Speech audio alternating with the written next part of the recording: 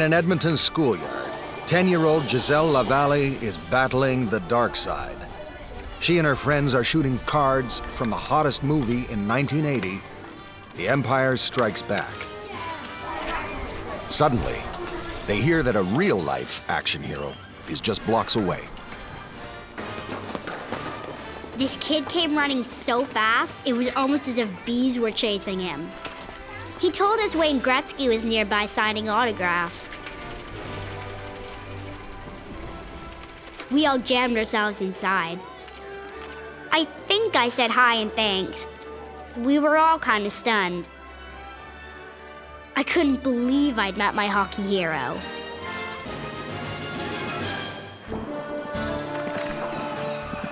And hockey needs a hero. A game of skill has degenerated into a wrestling match on ice. Canada has lost the Stanley Cup. It's lost the Canada Cup, and hockey has lost its luster. But the 80s will produce an age of heroes. A 12-year-old girl named Justine Blaney will put herself on the firing line to challenge the hockey establishment. Legends will arise as great rivalries once again seize the national imagination. But most of all, it is a resurrection. Not since the mythic times of Maurice Richard and Gordie Howe will there be such celebration. The greatest scoring genius of the game will restore Canada's dreams, only to have them dashed. This is the decade of hope and betrayal.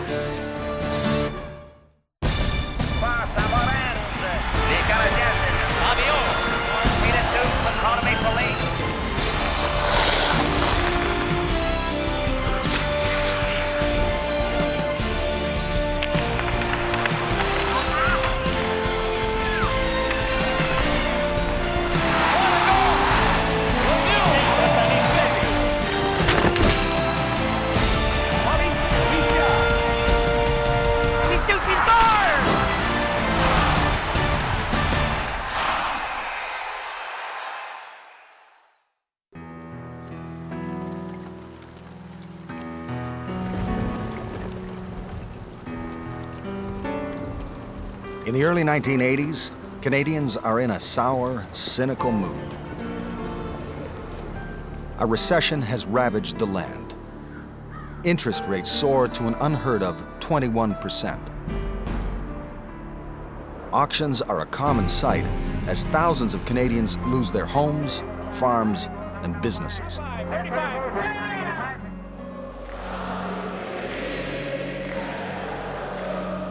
Quebec is in the aftershock of a referendum on sovereignty. The West is seething from the hated national energy policy.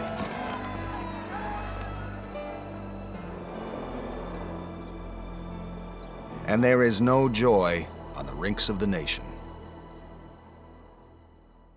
Out in front of the shot, they score! Larry off, got that pass, the defense. In 1981, the Soviets shock fans by winning the Canada Cup. It seems things can't get worse, but they do.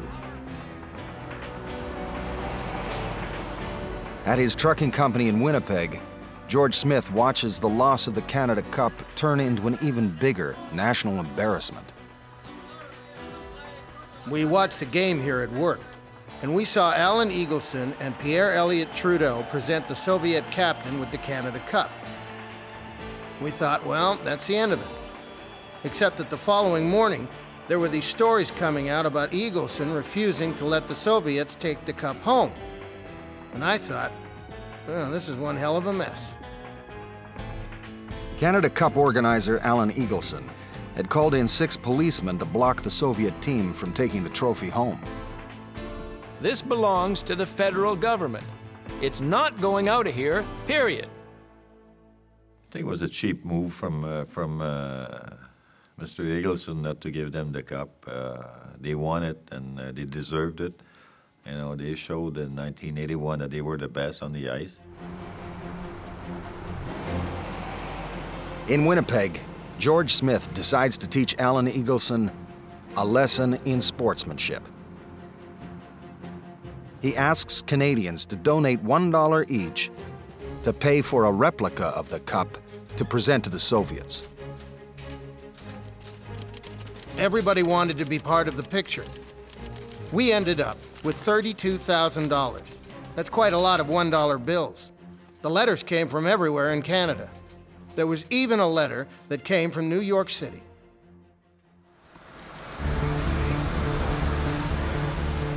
Smith's cup is barely out of the mold at the foundry when Eagleson tries to stop it. There's threatening talk of lawsuits. Smith even receives a visit from the RCMP.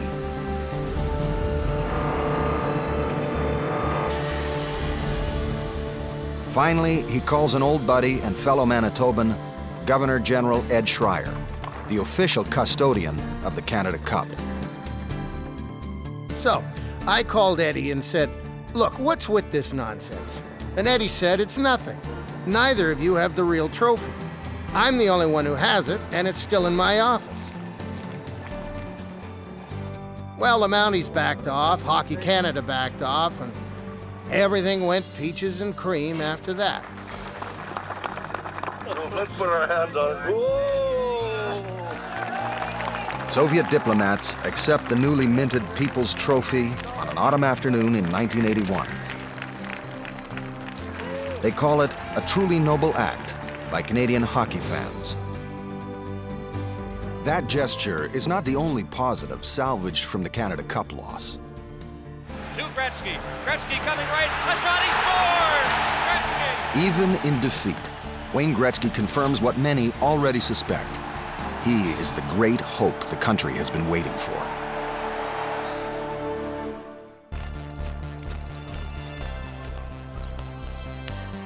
Wayne Gretzky is part of the Canadian Family Album.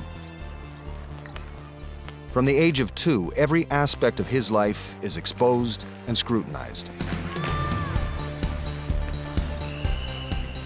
When Peter Zosky interviews him in 1973, he's just 13 years old, but already a national celebrity.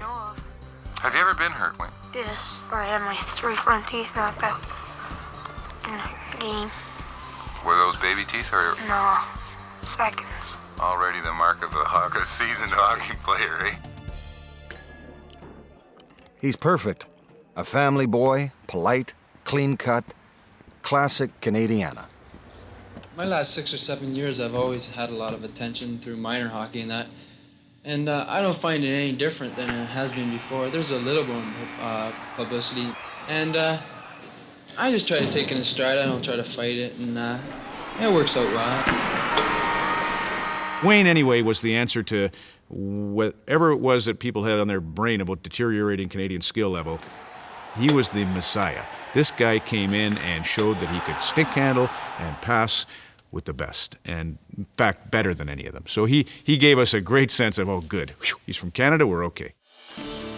By the time he makes it to the NHL, Gretzky is a virtuoso, the Mozart of the game.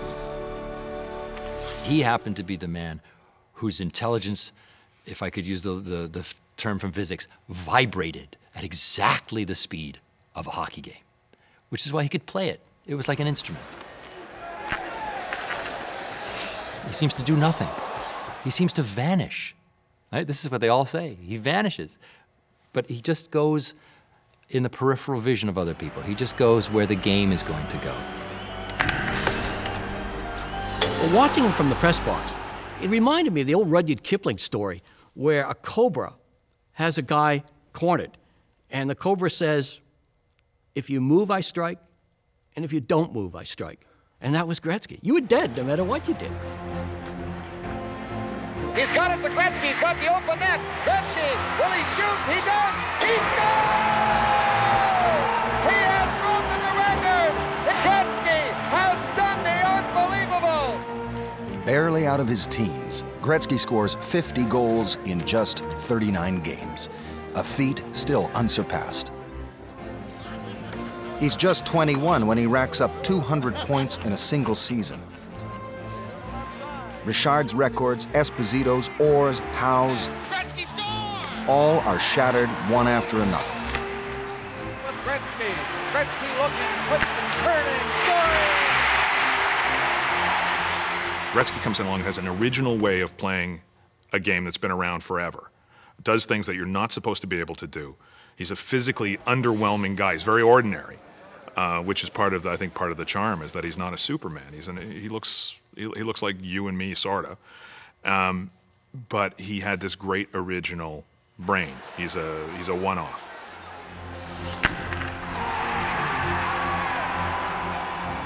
Trophy after trophy, Gretzky's name is on it. In 1979, his name is also on the longest contract in NHL history. A 21-year deal with Edmonton Oilers owner Peter Pocklington. Gretzky is so valuable, he skates with his own bodyguard, a tough guy named Dave Semenko. Shove it down. Players knew that if you ran Gretzky, you'd answer to Semenko. So there was a built-in safeguard. You know, if you were feeling suicidal, go ahead, take a run at Gretzky. But Semenko was going to get you. Maybe not tonight, but before the season was out, one way or another, in the parking lot if he had to.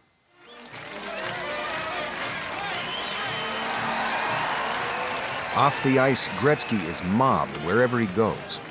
Hockey's years in the wilderness are over. The national dream has been restored to the faithful.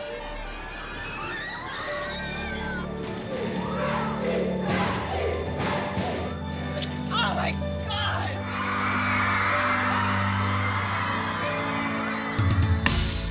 Gretzky is a marketer's dream.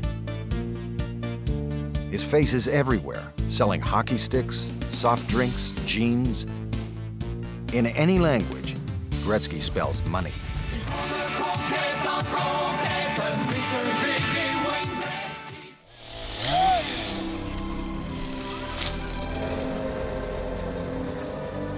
The Gretzky effect triggers a national resurgence in hockey. In remote Milltown, Newfoundland, people have been skating outdoors for 100 years. But now, Gretzky fever has blown in, and these future number 99s need their own ice palace. The local school teacher, Jack Harrington, spearheads a community rink raising, and Greenwood Gardens is born. The kids worship Gretzky. When we were growing up in the 50s and 60s, we wanted a Canadiens jersey, but in the 80s it was Gretzky, Gretzky, Gretzky. They would try to skate around the ice very similar to the way Wayne skated. It wasn't just in our community. It was throughout Newfoundland, throughout Canada, and throughout North America and the world.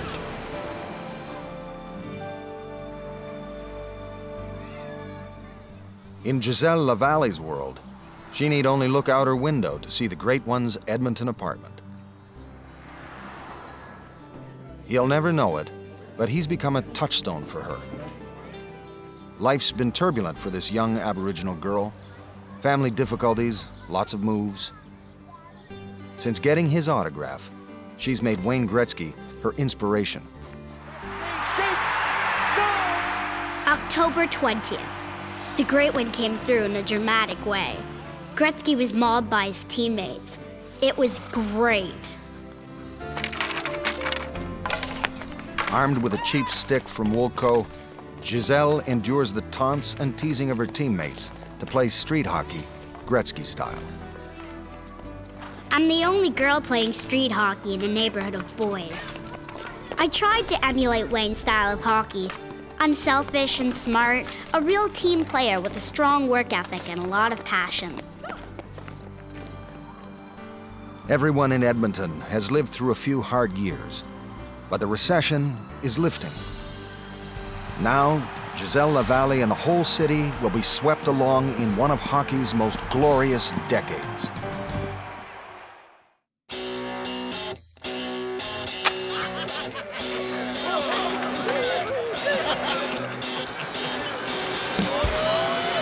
To be a member of the Rascals hockey team, there are two prerequisites.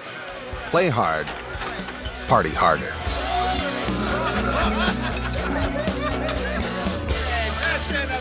Jay Peacock and his fellow meatpacking teammates at the Gainers plant in Edmonton are devoted to both causes. They love the game, they love their fun, and in 1984, they love their Oilers. Like everyone in Edmonton, they're riding the wave of a dynasty in the making. Yeah, the city was rocking when the Oilers were rolling. Everything stopped for those games. Local hockey tournaments were canceled, meetings were called off so people could watch the Oilers play. And the city exploded when they won the Stanley Cup.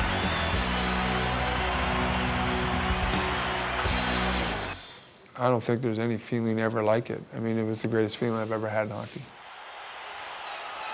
So the only thing that I can compare it to would be the moment that your child is born. It's something you hold on to forever. It's a love that never goes away. It's love forever. And when you win that Stanley Cup the first time, it's a love that never goes away.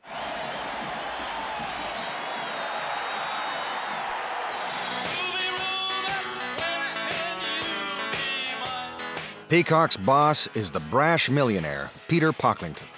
In 1977, he sold a vintage Rolls-Royce, his wife's 12-carat diamond ring, and a Renoir to buy a hockey team. I've always believed in going after mountains, and after climbing to the top of one, I see one that's bigger. So anything is possible to a man who believes, and I believe. Peter was the perfect guy for Alberta, especially in that moment. The kind of gung-ho, independent entrepreneur, well, sort of independent. He wasn't quite as independent as he made out.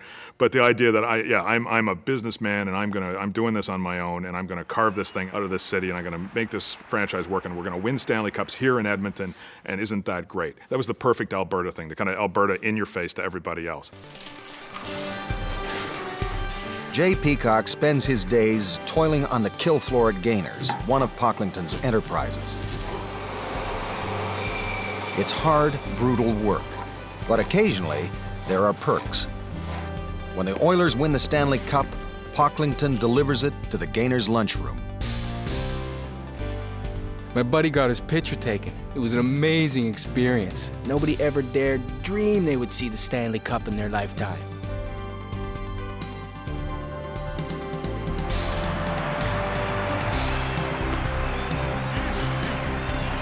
Just 5 years after joining the NHL, the Edmonton Oilers established themselves as a team for the ages.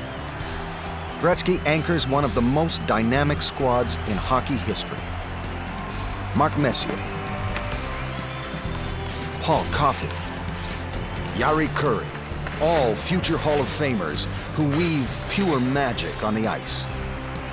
They rule the sports press. Films are made about them. Their stories fill a dozen books. They are the century's last great dynasty. But Edmonton has another team destined for greatness and is one of the most remarkable stories in Canadian women's hockey. Shirley Cameron is a farm girl from Bonnyville, Alberta, who's got big dreams. She's determined to be a hockey player, and more than that, to be one of the best in Canada.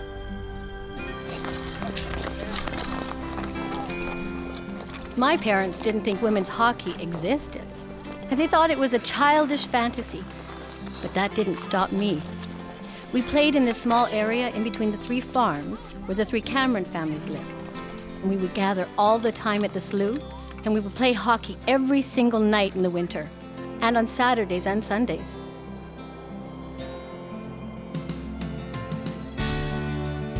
By the time she's 21, she finds that others share the same dream. The women that came out, there was everybody from very young to older ladies. Some had figure skates, some had equipment, some had none.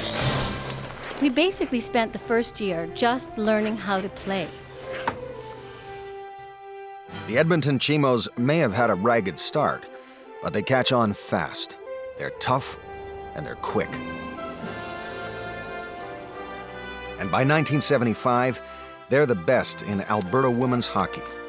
Shirley Cameron is the pint-sized dynamo who rules the rink as their captain. We ran out of women's teams who we could compete against, so we had to play against men's old-timers teams. People came out to see us. They cheered for us over them. It was great fun, but it wasn't enough. Cameron gets a job as a postal worker, and at the age of 29, wonders if she'll ever get the chance to play against the best in women's hockey. Then, in 1982, the opportunity she's been waiting for, the first ever Women's National Championship. The tournament is in Brantford, Ontario, the home of Wayne Gretzky, and Shirley Cameron is desperate to go with the Edmonton Chimos. My bosses weren't keen on giving me the time off, so I called in sick. If any of my male colleagues were playing in a national championship, it would have been a huge deal. Sure, I may not have a job when I get back, but this was too important to pass up.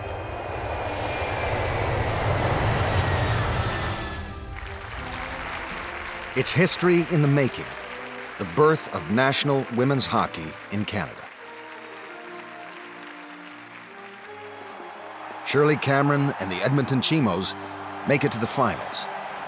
But the day before the big game, a reporter asks her name for a story he's writing. I said to the reporter, "Well, I'll tell you anything you want to know about our team, but please don't write my name." And he asked me why, and I explained to him. And he made a headline out of that in the newspaper the next day. Cameron goes into the championship game knowing hockey may have cost her her job. The Chimos lose to Ontario in overtime. Worse yet, Cameron is suspended by Canada Post.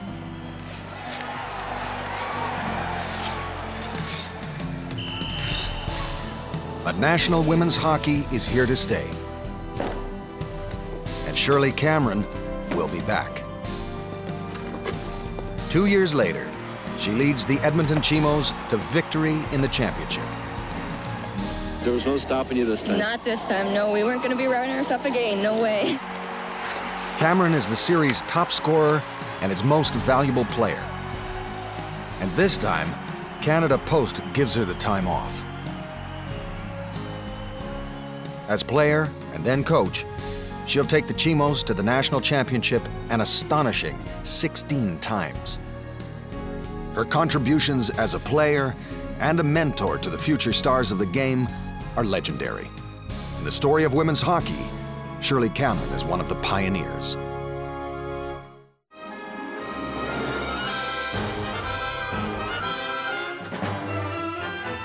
In the 1980s, television feasts on hockey.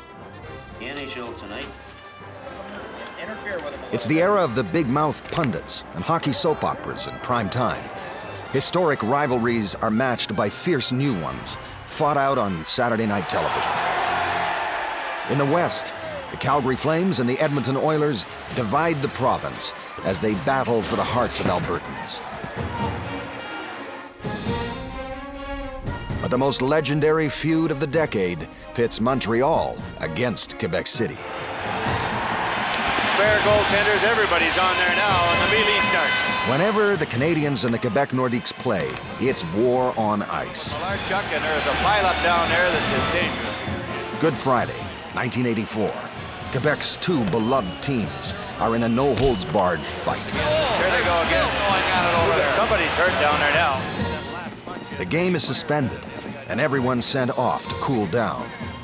Then, This is bad blood. Oh, here she goes again. the brawl goes on for an hour. 198 penalty minutes are handed out, and 10 players are thrown out of the game. It's remembered as the Good Friday Massacre. But it was crazy series against the Nordiques. Every game that we play against them was like going to war. You know, you didn't want to go to. You don't want to go to war. You know, but you had no choice.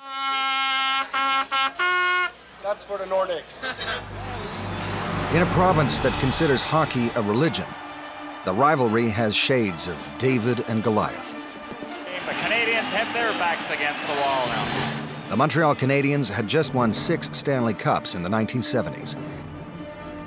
They'd been the league's dominant team, led by its biggest star, Guy Lafleur.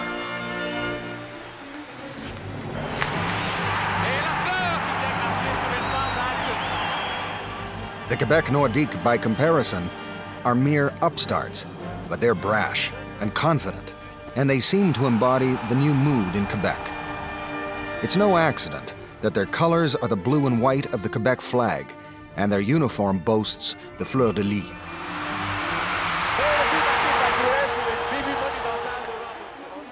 The rivalry becomes as much about politics as it is about hockey.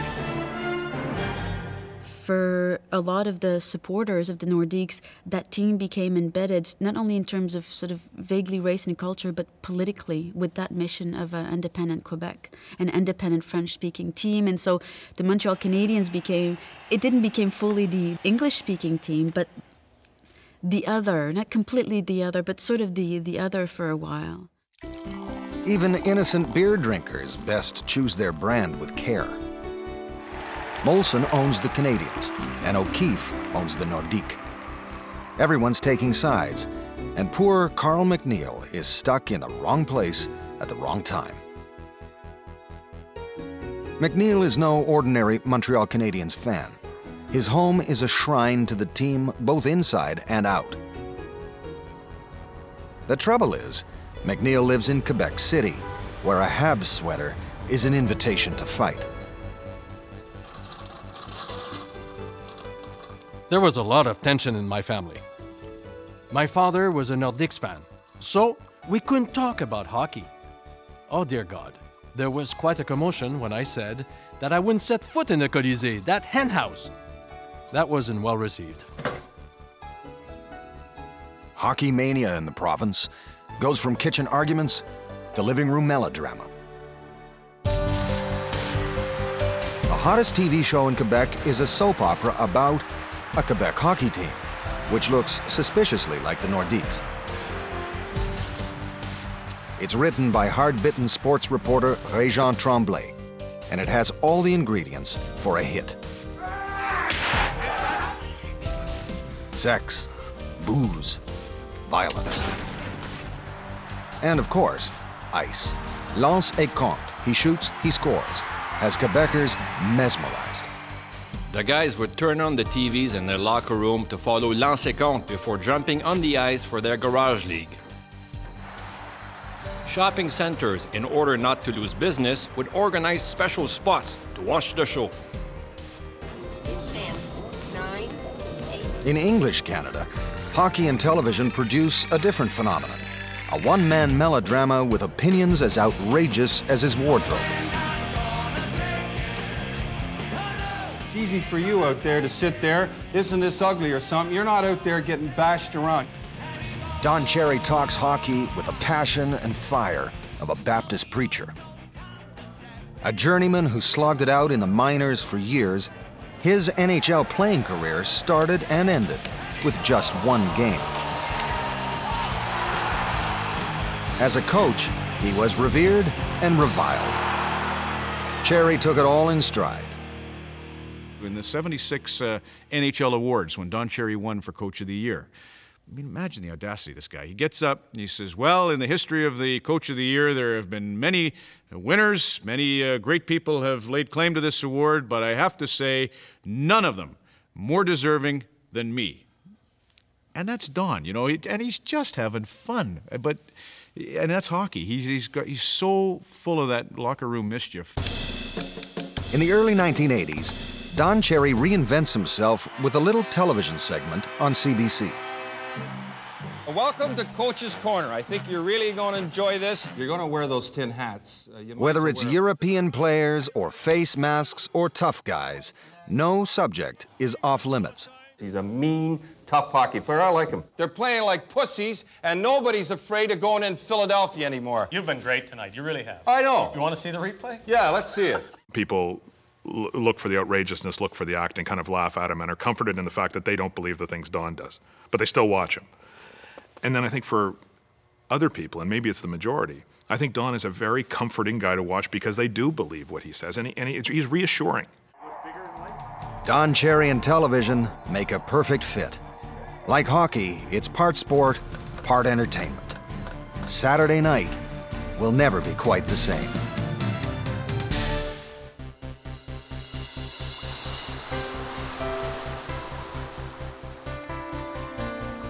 A year after meeting her hockey hero, Wayne Gretzky, Giselle Lavallee moves to Sault Ste. Marie. The first thing she does is sign up for power skating class. No girl in the association's 50-year history has ever tried it before.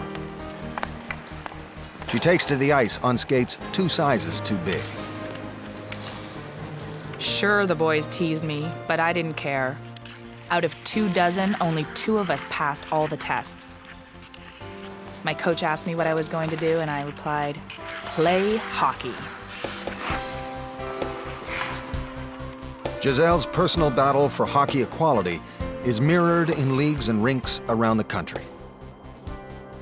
Women are pushing harder than ever to shatter the barriers, and none harder than a young girl from Ontario. Justine Blaney takes ballet, gymnastics, and figure skating lessons. But what she really wants to do is play hockey like her brother. And to improve her game, she wants to play with the boys. When she's told it's forbidden by the league, a frustrated little girl pours out her feelings to the city's newspapers. Tryout time is here again, and I'm gonna hear the same words again. Yes, you're good enough. We wish we could use you, but you're a girl. I have important reasons to want to play in the boys' hockey league. Girls' hockey offers only 2 levels of play. The boys have 5. I want to play more games at the highest level of competition. Is there an individual or a group that can help me? Help arrives in the form of the new Charter of Rights and Freedoms. Even the boys support her. But when Justine and her family go to court, they lose the first round. Very upset, and I'm very sorry for my team when they have to look for a new defenseman. Justine goes back to playing with the girls. But things are different now. She's made enemies of some of the most powerful figures in women's hockey. They're afraid that girls' teams will begin to crumble if the best players move to boys' teams. Justine is now a pariah. My teammates wouldn't speak to me. I would be on the bench and coaches would talk about me and how I was ruining women's hockey, not realizing I was right beneath them. And then players wouldn't even sit beside me on the bench. We'd go to tournaments and they would all go out bowling and not take me. It was a very difficult time. I was a very sad teenager. She fight for her spot. She fight for the place that she wanted to have as a hockey player at the level of hockey that she was able to play. And by doing that, of course, I mean, you get out of a lot of people's comfort zone, and most people are afraid to get out of their comfort zone. Her troubles continue at school. Rumors start to circulate. Every one of my friends were seeing me on TV, and all of a sudden they're saying, "Who do you think you are? You're some kind of hotshot." I was told I was gay, I was sleeping my way to the top, I'd never get married, and I'd never have kids. Despite the hate mail, despite the threats, Justine sticks to her guns. And when her case is heard in the Supreme Court, Canada's top judges rule in her favor.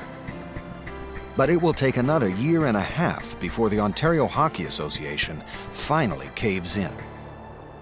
Even then, Justine faces one final hurdle. She wins this case eventually in '87, and she phones the coach, "Hey, good news, I'm in." He says, "No, sorry, we filled the last card last night." And she told the story to her brother, and brother phones the coach, says, "Well, listen, you saying that you signed a guy last night, but if there was another card available, would you sign Justine?" "Oh, of course, if we'd had another card, sure." He says, "Well, I'm quitting." And so the coach had to put Justine in. In January 1988, 3 years after starting her legal battle, Justine finally laces up with the boys. But in a teen's life, 3 years might as well be 30. The tougher, faster boys' game has passed her by, and Justine soon quits the team. But she will continue to play and to inspire. When little girls today come up to me and say, "You know what? I'm playing boys hockey. Thanks." That really makes a difference. It helps lighten those years of discomfort. That one's yours.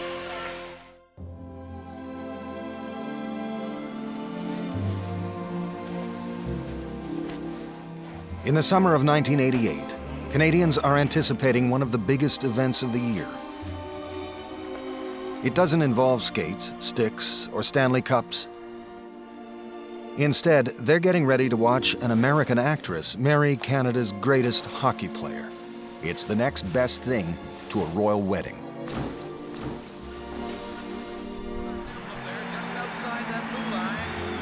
That spring, the Edmonton Oilers had won their 4th Stanley Cup. But there are signs the dynasty is crumbling. Players are disgruntled. Some want to be traded. Even Wayne Gretzky is hearing rumors. Rumors fueled by the growing financial woes of Peter Pocklington. Everything is going sour for the man who'd brought NHL hockey to Edmonton. Bad investments leave him in a sea of red ink.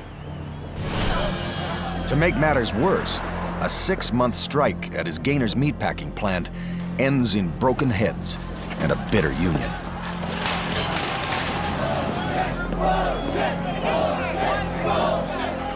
For meatpackers like Jay Peacock, Pocklington's promises have gone rancid.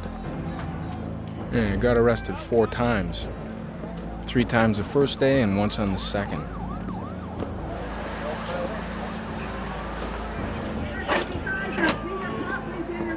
With his popularity dissolving and his debts mounting, Pocklington quietly looks at ways of unloading his possessions, including the jewel of his empire. We just won the Stanley Cup, and I got people saying to me, you know, you might be traded. So you get defensive, you know? And so that's what it really came down to. Peter and I came a business disagreement mid-July probably, and I knew I was probably going to be traded at that point. Throughout the summer, Pocklington secretly peddles his prize to interested buyers. Word doesn't get out because Canadians are distracted by talk of free trade with the U.S. and a fairy tale wedding. Nearly 10,000 people crowd Edmonton's Jasper Avenue on a hot July day to see the marriage of Wayne Gretzky and actress Janet Jones. Hockey weds Hollywood. The city goes all out. Guests include celebrities, teammates, and politicians.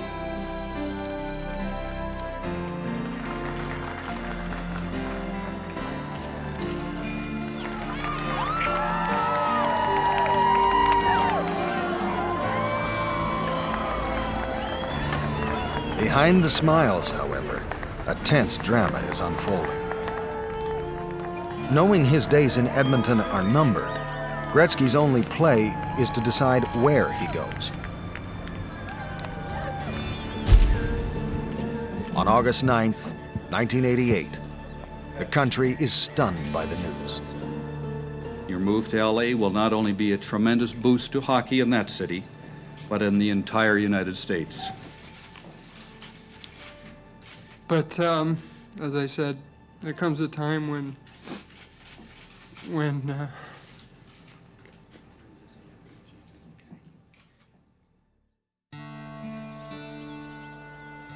For Giselle Lavallee, like millions of Canadians, the sale of the Great One is a bombshell.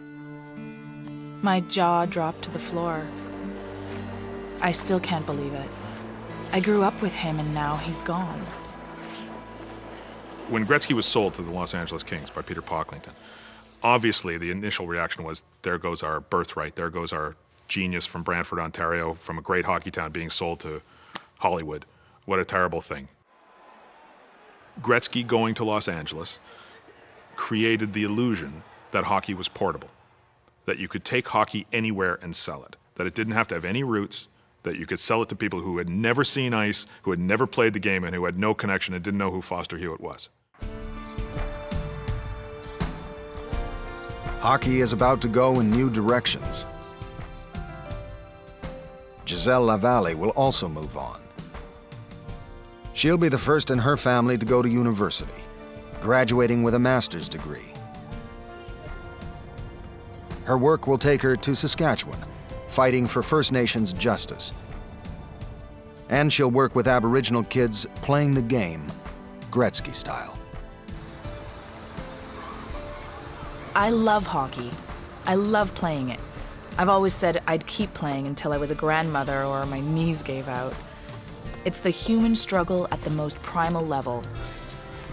There's someone in your way trying to stop you from literally achieving your goal, the net. That sense of determination to overcome those who stand in your way, that became my template in life. That determination pays off one more time.